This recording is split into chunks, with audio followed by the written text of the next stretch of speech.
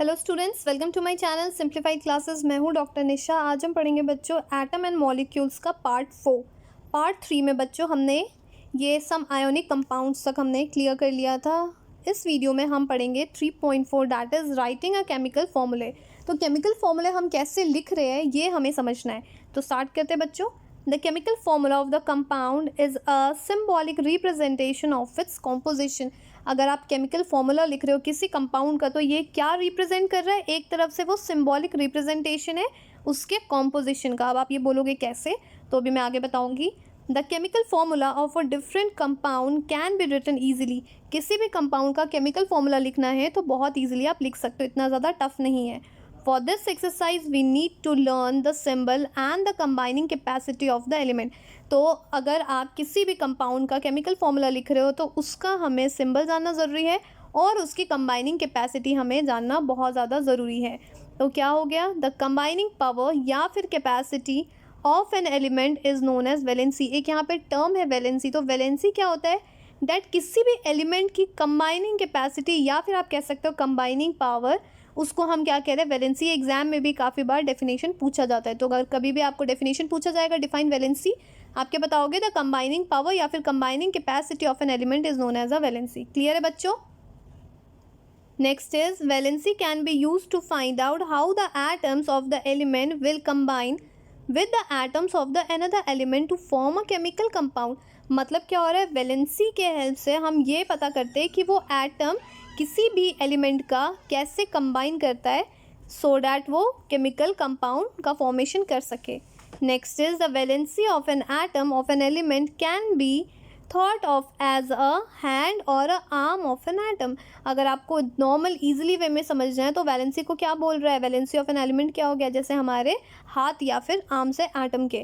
कह रहे हैं जैसे human being have 2 arm. Human being के पास कितने आर्म्स हो गए? 2 आर्म्स हो गए। एंड बोल रहा है ऑक्टोपस के पास कितने हैं बच्चों? 8 होते हैं ना, 8 आर्म्स होते हैं। तो कह रहा है कि if one octopus has to catch या फिर होल्ड करने के लिए of a few people in such a manner that all the 8 arms of the octopus and both the arms of all the human are locked। हमें ऐसे catch करना है या ऐसे होल्ड करना है सो डैट ऑक्टोपस उस तरीके से होल्ड करे सो डैट उसके पूरे 8 हैंड्स और जो ह्यूमन के बोथ द आर्म्स है वो लॉक्ड हो जाए। तो कह रहा है कि how many humans do you think the octopus can hold. तो ऑक्टोपस कितने हैंड को या कितने ह्यूमंस को होल्ड कर सकता है? तो इसी चीज़ को यहाँ पे दिखा रहा है, जैसे रिप्रेजेंट कर रहा है ऑक्टोपस को ओ से और ह्यूमन को एच से। सो कह रहा है we can write the formula for this combination. कह रहा है डू यू गेट OH4। मतलब ओ हमने क्या दिखा यहाँ पे? ऑक्टोपस था और एच क्या हो गया? ह्यूमन था। एज द फॉर्मूला मतलब क्या हो रहा है? द सबस्क्रिप्ट 4, ये जो OH4 दिखा रहा है ये 4 का इंडिकेट कर रहा है the number of humans held by the octopus. तो ऑक्टोपस कितने ह्यूमन को होल्ड कर रहा है। सो इसी तरीके से the valencies of some common ion are given in a table 3.6 table. ये आप देख रहे हो यहाँ पे कुछ एलिमेंट्स के सिंबल्स और या आयंस के कुछ वैलेंसीज दे रखे हैं।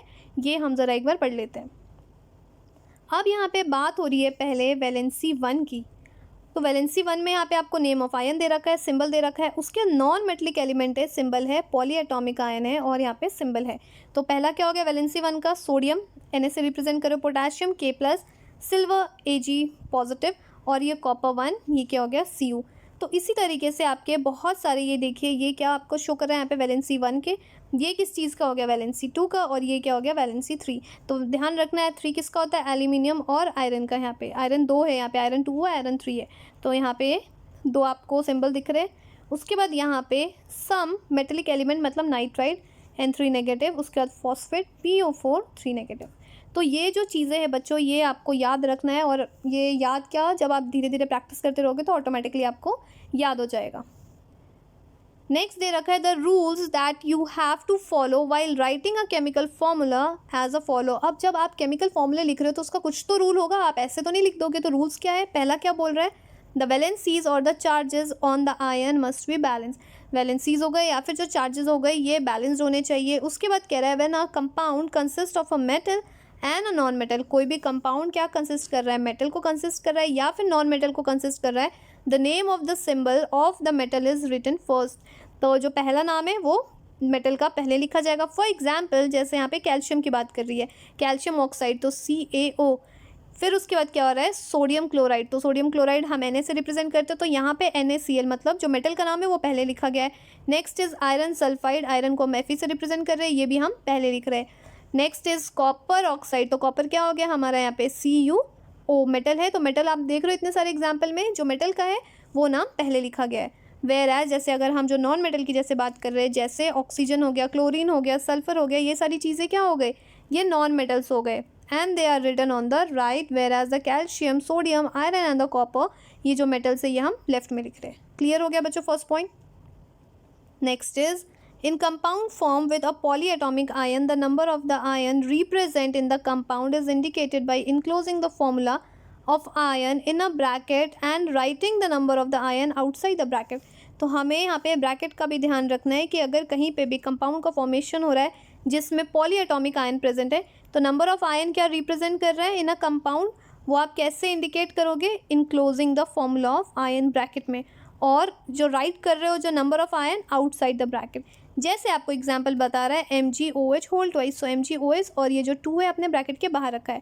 यहाँ पे आपको क्या शो कर रहा है, in the case the number किस चीज़ का of the polyatomic ion is 1, यहाँ पे पॉलीएटॉमिक आयन क्या हो गया, 1 हो गया, और the bracket is not required, और ब्रैकेट रिक्वायर्ड नहीं होगा कहाँ पे, NaOH में, क्योंकि दोनों में क्या हो गया, Na का 1 है, OH का भी 1 है, तो यहाँ पे ब्रैकेट रिक्वायर्ड नहीं है। लेकिन यहाँ पे MgOH में क्या देख रहे हो, यहाँ पे 2 है, सो दैट्स वाई आपको यहाँ पे ब्रैकेट रिक्वायर्ड था।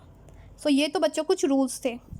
नेक्स्ट यहाँ पे है formula of some simple compound. अब सिंपल कंपाउंड के फॉर्मूले कैसे लिख रहे हैं तो ज़रा हम ये भी देख लेते हैं। The simplest compound which are made up of 2 different element are called binary compound. एक सिंपलेस्ट कंपाउंड हो गया जो किस चीज़ से बने हुए, 2 डिफरेंट एलिमेंट से, जिसको हम क्या बोल रहे हैं, बाइनरी कंपाउंड बोलते हैं। Valencies of some ion are given in table 3.6, जो हम 3.6 में वैलेंसीज दी हुई है। You can use these to write the formula for a compound.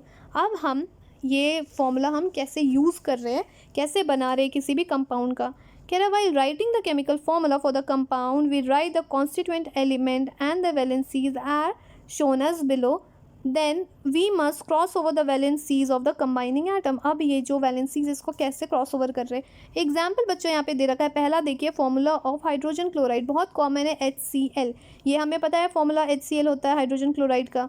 तो ये है क्या, सिंबल हाइड्रोजन का H, क्लोराइड का Cl। ये क्या होता है, यहाँ पे हाइड्रोजन की वैलेंसी 1 है और क्लोरीन की वैलेंसी 1 है। तो बच्चों पहले जो ये तो आपने लिख लिया, हाइड्रोजन लिख लिया और क्लोरीन लिख लिया, वैलेंसीज भी लिख दिया, उसके बाद ये वैलेंसीज क्रॉस हो जाती है, तो दोनों का 1 1 है, तो 1 1 कट गया, क्या हो गया आपको HCl मिल गया। Next is formula of hydrogen sulphide, hydrogen sulphide H हो गया, सल्फाइड का यहाँ पे भी S हो गया, तो हाइड्रोजन की वैलेंसी 1 हो गई और यहाँ पे जो सल्फाइड है ये 2 हो गया। ये जब क्रॉस हो गए बच्चों, तो हाइड्रोजन के पास क्या हो गया, जो सल्फाइड है, सल्फर है, उसकी वैलेंसी आ गई, और यहाँ पे जो S के पास 1 आ गया, तो क्या बन गया ये H2S। ध्यान रखना है, कुछ नहीं करना आपको, बस यहाँ पे क्रॉसिंग ऑफ वैलेंसीज हो रही है। Next is formula of carbon tetrachloride, तो ये क्या हो गया, कार्बन हो गया, क्लोराइड हो गया। कार्बन की वैलेंसी 4 होती है, क्लोरीन की 1 होती है, तो क्रॉस हो जाएगा, तो C और ये Cl4, Cl का क्या होता है 1 होता है, बट यहाँ पे 4 है तो Cl4। नेक्स्ट कह रहा है फॉर मैग्नीशियम क्लोराइड, अगर मैग्नीशियम क्लोराइड की बात कर रहे हैं, we write the formula of the cation, मतलब क्या हो गया Mg2+, या इनके फॉर्म में, first followed by the symbol of the anion Cl negative, मतलब क्लोराइड का, then their charges are crisscross to get the formula. अब यहाँ पे चार्जेस को क्रॉस किया जा रहा है, जैसे मैग्नीशियम क्लोराइड की बात हो रही है, Mg का क्या हो गया +2 और क्लोराइड का क्या हो गया -1। अब ये जब क्रॉस हो जाएगा सेम वही चीज़ हो गया, Mg है तो Mg का ये क्या हो रहा है 1 इधर जा रहा है, तो हमें 1 से तो कुछ लेना देना नहीं है क्योंकि 1 हम रिप्रेजेंट करते नहीं है। 2 है तो Cl का क्या हो गया इधर Cl2। क्लियर हो गया। नेक्स्ट इज दस इन मैग्नीशियम क्लोराइड की बात कर रहे हैं, there are 2 chloride ion, 2 chloride ion है, फॉर ईच मैग्नीशियम आयन, हर मैग्नीशियम आयन में यहाँ पे क्या हो रहा है 2 क्लोराइड आयन हो रहा है। The positive and the negative charges must balance each other and the overall structure must be neutral. तो क्या हो गया, पॉजिटिव चार्ज नेगेटिव चार्ज को बैलेंस करना चाहिए, मतलब क्या होना चाहिए, स्ट्रक्चर न्यूट्रल होना चाहिए। Note that in the formula the charges on the ion are not indicated. ध्यान देना है कि जो चार्जेस है वो इंडिकेट नहीं हो रहा। वो कैसे समझाएंगे आपको, जैसे फॉर्मूला ऑफ एल्यूमिनियम ऑक्साइड, तो एल्यूमिनियम का 3 होता है +3, ऑक्सीजन का क्या हो गया -2, तो आप चार्जेस के जो साइन है वो आप शो नहीं करते हो। तो कैसे हो गया, Al का तो यहाँ 3 लिखा है, लेकिन Al का क्या हो गया, ये क्रॉस हो गया तो 2 हो गया, और ऑक्सीजन का क्या हो गया यहाँ पे 3 हो गया। तो आपने यहाँ पे कोई भी साइन, जब आप फॉर्मूला लिखते हो तो कोई भी चार्जेस शो नहीं करते हो। नेक्स्ट इज कैल्शियम ऑक्साइड की बात करते हो, कैल्शियम का 2 पॉजिटिव, ऑक्सीजन का 2 नेगेटिव। तो क्या हो गया, here the valencies of the 2 elements are the same. Valencies क्या हो गई, सेम है। So you may arrive the formula CA2O2, लेकिन हम इसको सिंपली कैसे लिखते हैं, CaO। अब आप पूछोगे ये 2 हमने हटा क्यों दिया, बिकॉज Ca का 2 कट हो गया और ऑक्सीजन का भी 2 कट हो गया, तो इन शॉर्ट क्या बन गया, CaO। क्लियर हो गया बच्चों, चलते हैं नेक्स्ट पेज पे। Next is formula of a sodium nitrate. Sodium nitrate का फॉर्मूला क्या हो गया, फॉर्मूला Na है और NO3 हो गया। तो यहाँ पे Na का चार्ज क्या होता है, +1, NO3 का -1, तो फॉर्मूला क्या हो गया, NaNO3। बिकॉज 1 1 तो आपका आ गया तो शो नहीं होगा, ब्रैकेट लगाने की जरूरत नहीं है, और चार्जेस तो हम मेंशन करते नहीं है। Next is formula of calcium hydroxide. Calcium hydroxide का फॉर्मूला क्या हो गया, तो Ca लिख रहे हैं और OH लिख रहे हैं। चार्ज क्या हो गया कैल्शियम पे +2, OH पे क्या हो गया -1, तो एक तरफ से आप क्या लिखोगे, CaOH होल ट्वाइस। अब यहाँ पे ब्रैकेट क्यों लग रहा है, बिकॉज OH के बाद क्या हो रहा है, यहाँ पे 2 लिखा है, तो इसलिए हम यहाँ पे ब्रैकेट लगा रहे हैं। Note that the formula of the calcium hydroxide is CaOH whole twice, not the CaOH2। मतलब क्या हो गया, हमें ध्यान देना है दैट यहाँ पे ब्रैकेट हमें लिखना ज़रूरी है। आप यहाँ पे CaOH का होल ट्वाइस लिखोगे, ना कि डायरेक्ट आप लिखोगे CaOH और 2। तो we use the bracket when we have 2 or more of the same ion in the formula. तो हमें यहाँ पे ब्रैकेट देना बहुत ज़्यादा ज़रूरी है। है द ब्रैकेट, जो ब्रैकेट लगा रहे हैं around OH with a subscript 2 indicate that there are 2 hydroxyl. Means यहाँ पे क्या हो रहा है, OH2 क्या शो कर रहा है, मतलब OH ग्रुप, ये जो हाइड्रोक्सिल ग्रुप है यहाँ पे 2 है जो join to a 1 calcium atom. मतलब Ca तो 1 है, बट OH हम क्या देख रहे हैं, होल OH ब्रैकेट पे 2 है, मतलब OH जो हाइड्रोक्सिल ग्रुप है ये 2 है विद अ 1 कैल्शियम एटम। समझ में आ रहा है बच्चों, इसका मतलब ये हो गया। तो आपको ये समझ में आ रहा है ना, हम डैट ये फॉर्मूला लिखने से हमें समझ में आ रहा है डैट कौन किससे कंबाइन कर रहा है और किसके नंबर 1 है और किससे ज़्यादा है, because by the help of formula you are able to identify this. In other word there are 2 atom each of oxygen. मतलब क्या हो गया, ऑक्सीजन के ईच एटम हो गए 2 और हाइड्रोजन के भी, जैसे ये कैल्शियम हाइड्रोक्साइड शो कर रहा है। समझ में आ गया। Next is formula of sodium carbonate. तो सोडियम क्या हो गया, Na, charge +1, carbonate CO3, charge क्या हो गया -2, तो फॉर्मूला क्या लिखेंगे, Na2CO3। बिकॉज Na का क्या हो गया, ये जो 2 है ये इधर आ गया और CO3 पे 1 है, तो हमें 1 लिखने की ज़रूरत नहीं है। सो यहाँ पे क्या कह रहा है, in the above example bracket are not needed if there is only 1 ion present. यहाँ पे ब्रैकेट की ज़रूरत नहीं है।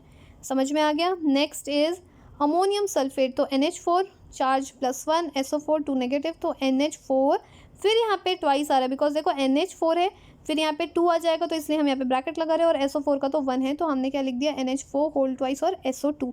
अब हमने इतने सारे बच्चों केमिकल फॉर्मूलेस पढ़ लिए। अब यहाँ पे कुछ क्वेश्चंस दे रखे हैं, क्वेश्चन नंबर 1, 2, 3 एंड 4। तो हम ये क्वेश्चन कर लेते हैं, मैंने एक्स्ट्रा स्लाइड लगाई हुई है आपको समझाने के लिए। Write down the formula of, किस चीज़ का लिखना है हमें, सोडियम ऑक्साइड। सोडियम ऑक्साइड कैसे लिखोगे, Na2O। अमोनियम क्लोराइड कैसे लिखोगे, AlCl3। सोडियम सल्फाइड कैसा होगा, Na2S। Magnesium hydroxide MgOH whole twice. Question number 1 done. ये सेम उसी प्रोसेस से करना है। जब आप करते रहोगे पढ़ते रहोगे तो आपको इतना एरो दे के लिखने की भी ज़रूरत नहीं है, आपको याद हो जाते हैं फॉर्मूलेज भी। अब यहाँ पे कुछ नेम्स लिख लें, जैसे यहाँ पे Al2SO4 और यहाँ पे होल थ्राइस CaCl2 या फिर K2SO4। और यहाँ पे 2 एग्जाम्पल और दे रखा है, जैसे KNO3 और CaCO3। तो पहला का नाम क्या हो गया, सोडियम सल्फेट। दूसरा क्या हो गया, कैल्शियम क्लोराइड। थर्ड क्या हो गया आपका, पोटेशियम सल्फेट। KNO3 क्या हो गया, पोटेशियम नाइट्रेट। CaCO3 क्या हो गया, कैल्शियम कार्बोनेट। क्लियर हो गया। नेक्स्ट क्वेश्चन क्या है, what is mean by the term chemical formula. ये बहुत इंपॉर्टेंट है, एग्जाम में काफ़ी बार पूछा जाता है डैट ये केमिकल फॉर्मूला है क्या। The chemical formula of the compound means the symbolic representation of the composition of the compound. तो एक तरफ से ये क्या शो कर रहा है, सिम्बॉलिक कॉम्पोजिशन किसी भी कंपाउंड का शो कर रहा है। From the chemical formula of the compound, किसी भी कंपाउंड का जो केमिकल फॉर्मूला है, we can know the number and the kind of atom, number या काइंड ऑफ एटम, या फिर different element that constituent the compound, या फिर डिफरेंट एलिमेंट जो कंपाउंड फॉर्मेशन में हेल्प कर रहा है। जैसे बोल रहा है for example, from the chemical formula अगर हम बात कर रहे हैं CO2 मतलब carbon dioxide, we come to know that 1 carbon atom and the 2 oxygen atom are chemically bonded together to form a 1 molecule of the compound, that is carbon dioxide. मतलब carbon dioxide में क्या देख रहे हो आप, that यहाँ पे 1 carbon atom है, ये देखो C में 1 कार्बन एटम है, और ऑक्सीजन के कितने एटम है, 2 एटम है। मतलब आप फॉर्मूले देख के बता सकते हो डैट कौन सा एलिमेंट है और उसके कितने एटम्स इसमें एडेड है, क्या उसकी कॉम्पोजिशन है किसी भी कंपाउंड की। तो एक एग्जांपल CO2 देके आपको समझाया हुआ है। तो मैं आपको बार बार बोल रही हूँ, क्वेश्चन बहुत ज़्यादा इंपॉर्टेंट है एग्जाम पॉइंट ऑफ व्यू से। सो चलते हैं नेक्स्ट पेज पे। How many atoms are present in, कितने एटम्स प्रेजेंट है H2S मॉलिक्यूल में एंड PO4 3 नेगेटिव आयन में। तो यहाँ पे क्या बोल रहा है, in the H2S molecule 3 atoms are present. ये देखिए यहाँ पे 3 एटम्स प्रेजेंट है, मतलब क्या हो गया, 2 ऑफ हाइड्रोजन मतलब H2 है, मतलब 2 हाइड्रोजन के एंड 1 ऑफ सल्फर, सल्फर का 1 हो गया, तो टोटल 3 यहाँ पे एटम्स प्रेजेंट है। नेक्स्ट इज PO4 3 नेगेटिव में क्या हो गया, 5 atoms are present, 5 atoms present है, कैसे, डैट इज़ 1 ऑफ फॉस्फोरस, एक तो फॉस्फोरस का है, एंड 4 ऑफ ऑक्सीजन, एंड जो ऑक्सीजन है 4 आपको ऑक्सीजन का दिख रहा है और एक क्या हो गया, फॉस्फोरस का। सो क्लियर हो गया, ऐसे भी काफ़ी बार क्वेश्चन आते हैं। तो बच्चों हमने question number 1, question number 2, question number 3 and question number 4 complete कर लिया है। नेक्स्ट वीडियो में हम स्टडी करेंगे about the molecular mass and the mole concept के बारे में।